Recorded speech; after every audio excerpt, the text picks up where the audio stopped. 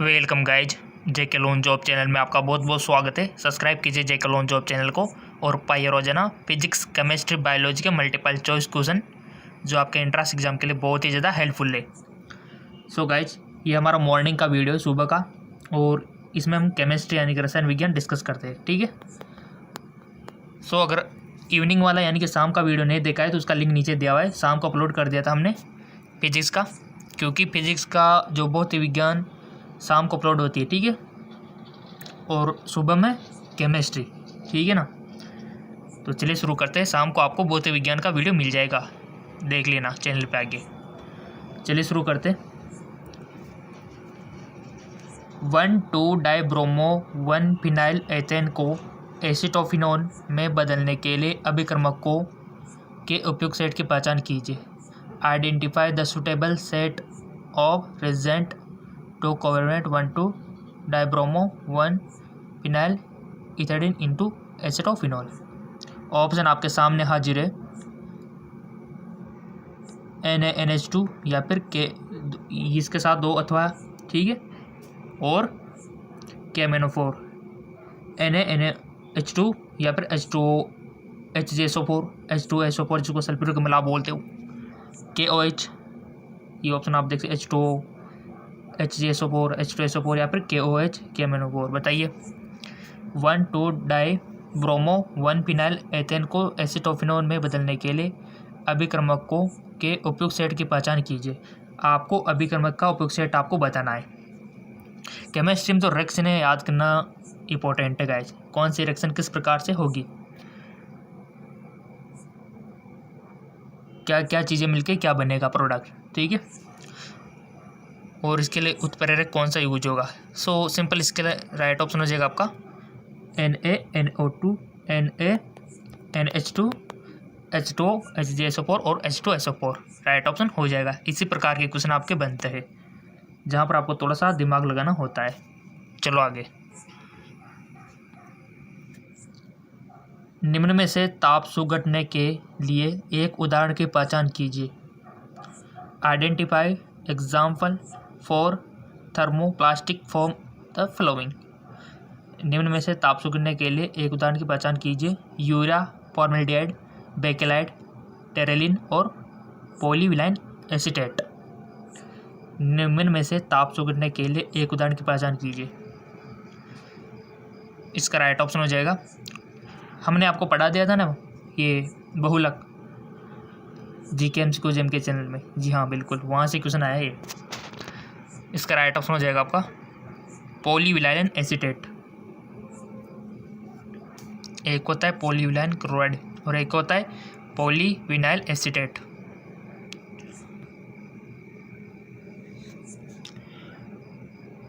निम्नतम द्विध्रुव आघूर्ण वाले यौगिकों को पहचानिए।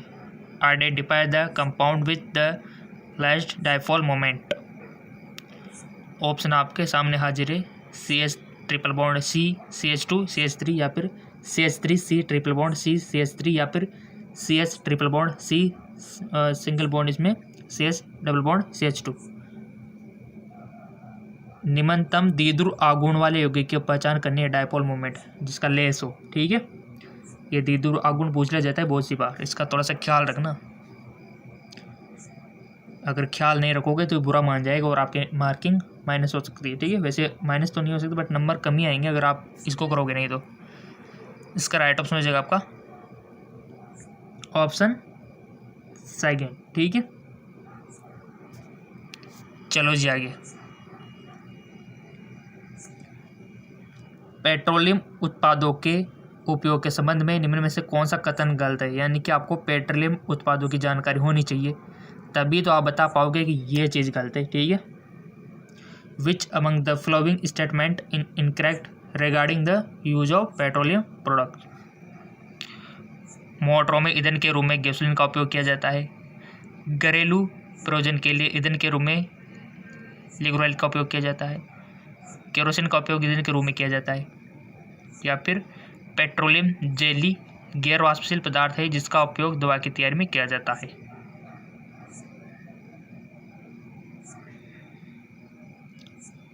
कौन सी बात गलत है उस पर टिक आपको लगाना है। 3 तो सही है, एक गलते हुए आपको बताना है।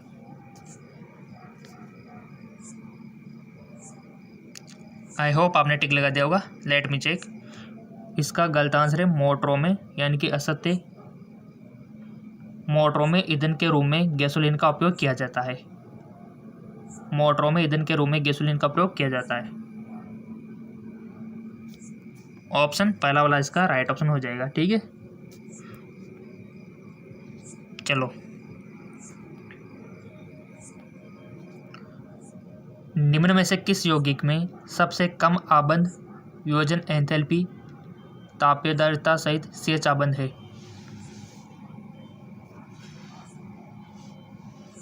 क्वेश्चन आपके 11th 12th से आएंगे, ज़्यादातर 12th के। ठीक है, और ये जो क्वेश्चन हमने बनाए ये भी 12th लेवल के 11th लेवल के ही है, और NCERT बुक से बनाना पड़ता है गाइस, बहुत दिमाग लगा के।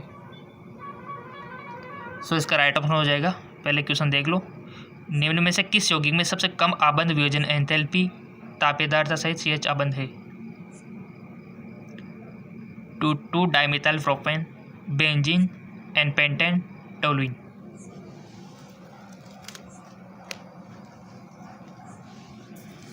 इसका करेक्ट ऑप्शन हो जाएगा आपका टोलुइन। ठीक है, टोलुइन को सब जानते हो।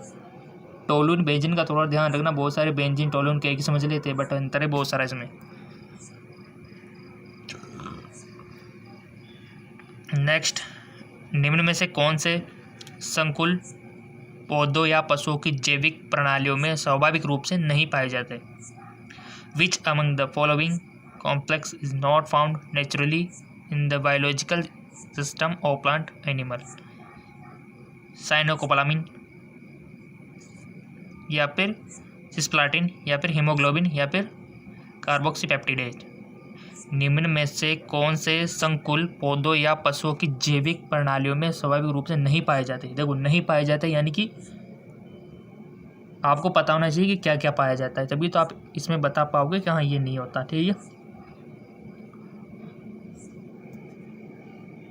सो इसका राइट ऑप्शन हो जाएगा आपका सिस्प्लेटिन। ठीक है, ये नहीं पाया जाता। और यहाँ से आप क्या सीख रहे हो, यानी कि निम्न में से कौन से संकुल पौधों या पशुओं की जैविक प्रणालियों में स्वाभाविक रूप से क्या क्या पाया जाता है? साइनोकोबालिन भी पाया जाता है, हीमोग्लोबिन भी, और कार्बोक्सीपेप्टिडेज भी, ये नहीं पाया जाता। तो ये हमारा राइट ऑप्शन हो गया सिस्प्लेटिन। सीखा करो किसी क्वेश्चन से, ठीक है ना।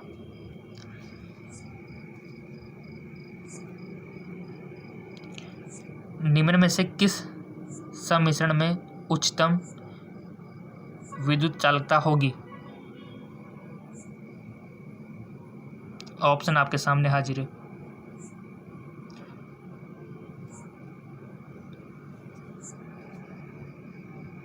टिक लगा दिया होगा आपने। निम्न में से किस संकुल में उच्चतम विद्युतीय चालकता होगी? इसका राइट ऑप्शन हो जाएगा आपका प्लेटिनम NH3 6Cl4। ठीक है,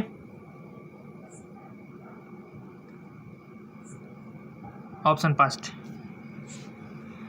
चलो जी आगे। निम्न में से कौन से एक विटामिन में धातु परमाणु उपस्थित होता है?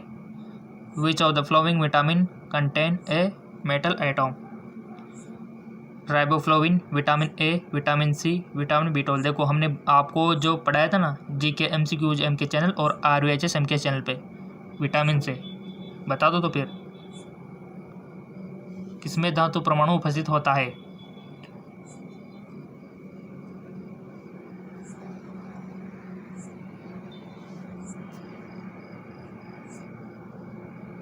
इसका करेक्ट ऑप्शन हो जाएगा विटामिन B12।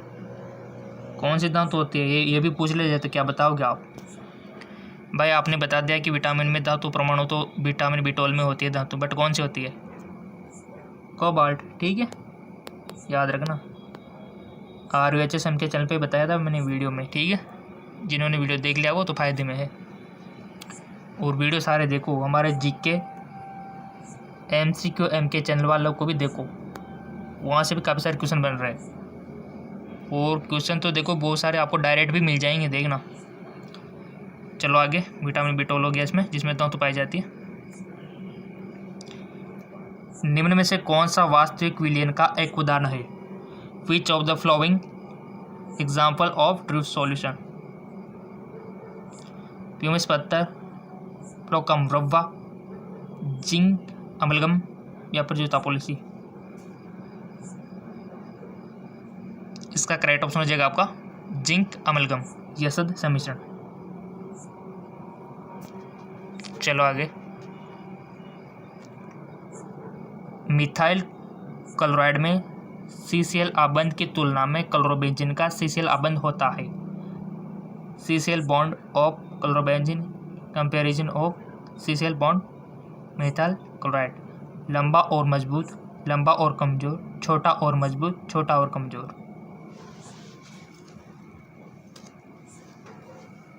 इसका राइट ऑप्शन हो जाएगा आपका छोटा और मजबूत। चलो आगे।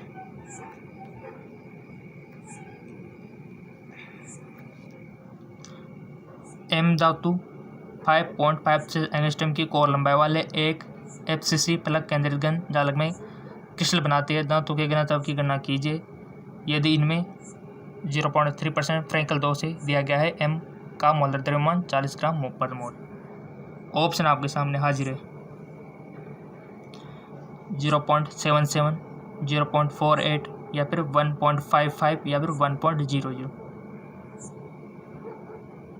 फॉर्मूला अप्लाई कीजिए और हमने आपको बता रखा है फॉर्मूला। फेसबुक इंस्टाग्राम पे फॉलो कर रखा हो तो आपको मिल गया होंगे काफ़ी सारे फॉर्मूले। नहीं कर रखा है तो फेसबुक इंस्टाग्राम पे फॉलो करो, लिंक नीचे दिया हुआ है। वो आपकी प्रॉब्लम है अगर आप फॉलो नहीं कर रहे हो तो। हम तो पूरी जानकारी आपको दे रहे हैं।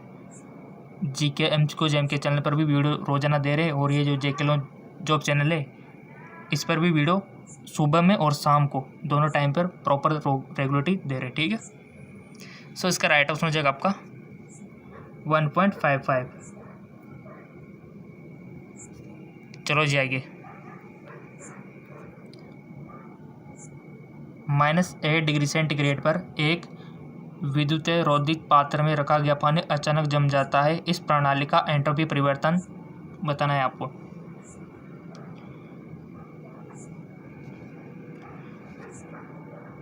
पूर्व अनुमानित नहीं किया जा सकता, बढ़ता है, शून्य हो जाता है, घटता है। इसका करेक्ट ऑप्शन हो जाएगा आपका शून्य हो जाता है, ठीक है। चलो जी आगे। एक कोलाइडी विलयन में परिलक्षित कणों का आमाप होता है 1000 नैनोमीटर या फिर 1 नैनोमीटर से कम, 1 नैनोमीटर और 100 नैनोमीटर के बीच या फिर 1 नैनोमीटर और 1000 नैनोमीटर के बीच।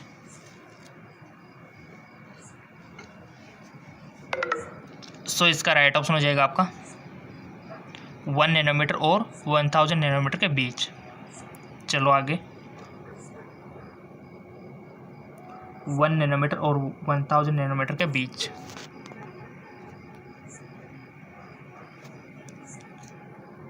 कार्बनिक क्लोरो यौगिक जो पूर्ण विन्यासित प्रतिलोपन दर्शाता है। The organic chloro compound which show complete stereochemical inversion. CCl3, C6CH3Cl, C6H5Cl या फिर C2H52CHCl या फिर CH3CH3 या फिर CCl। सिंपल सी बात है, प्रतिलोम दर्शाएगा कौन दर्शाएगा? CH3Cl ये दर्शाएगा और ये यहाँ पर दिया हुआ है।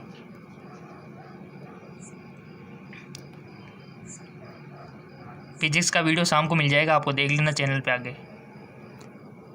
चेक करता रहा को चैनल पे आके वीडियो सेक्शन पे जाके देख लिया करो, आ जाएगा, ठीक है। समूह सेकंड सारे धातुओं के हाइड्रोक्साइड दर्शाते हैं। Hydroxide of group second alkaline metal so. समूह में नीचे जाने पर घटती सारक प्रबलता, समूह में नीचे जाने पर बढ़ती सारक प्रबलता, समूह में नीचे जाने पर बढ़ती अम्ल प्रबलता, समूह में नीचे जाने पर पहले बढ़ती और फिर घटती अम्ल प्रबलता। सो इसका राइट ऑप्शन हो जाएगा आपका समूह में नीचे जाने पर बढ़ती सारक प्रबलता। इसका थोड़ा सा ध्यान रखना, समूह में नीचे जाने पर बढ़ती सारक प्रबलता। और लिंक नीचे दिया हुआ है डिस्क्रिप्शन में। क्वेश्चन बनता है आवर्त सारणी से। समूह सेकंड सारे धातुओं के हाइड्रोक्साइड दर्शाते। तो यहाँ पर इसका राइट ऑप्शन, समूह में नीचे जाने पर बढ़ती सारे प्रबलता।